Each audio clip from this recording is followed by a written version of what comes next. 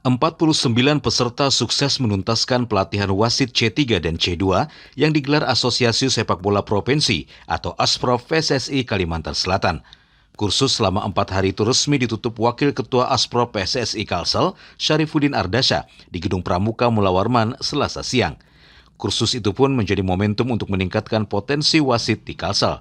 Pasalnya wasit Banua ke depan diharapkan mampu memimpin pertandingan sepak bola profesional, termasuk kasta tertinggi Liga 1.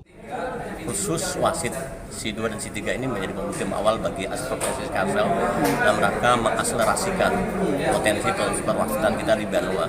Harapan ke depannya, mudah-mudahan dari mereka yang hari ini mengikuti kursus bisa meningkatkan kualitasnya sehingga kita pun punya orang wakil kita yang bisa menembus perwasitan baik di Liga 3 Nasional, Liga 2 Nasional, apalagi Liga 1 Nasional.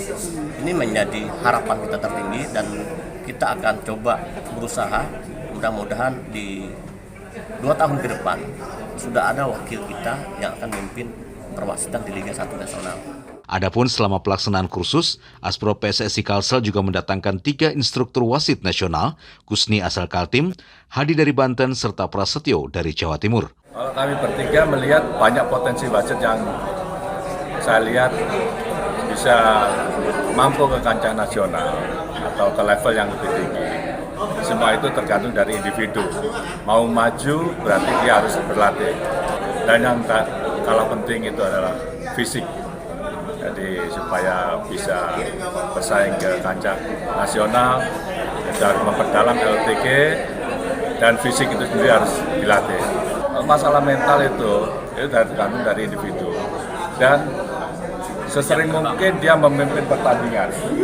Jadi jam terbang itu yang sangat diperlukan. Diketahui peserta kursus tidak hanya dari Kalsel, provinsi tetangga Kalimantan Timur juga ikut ambil bagian dalam pelatihan tersebut. Dari Banjarmasin, Alif Hidayatullah, Kalsel 1net.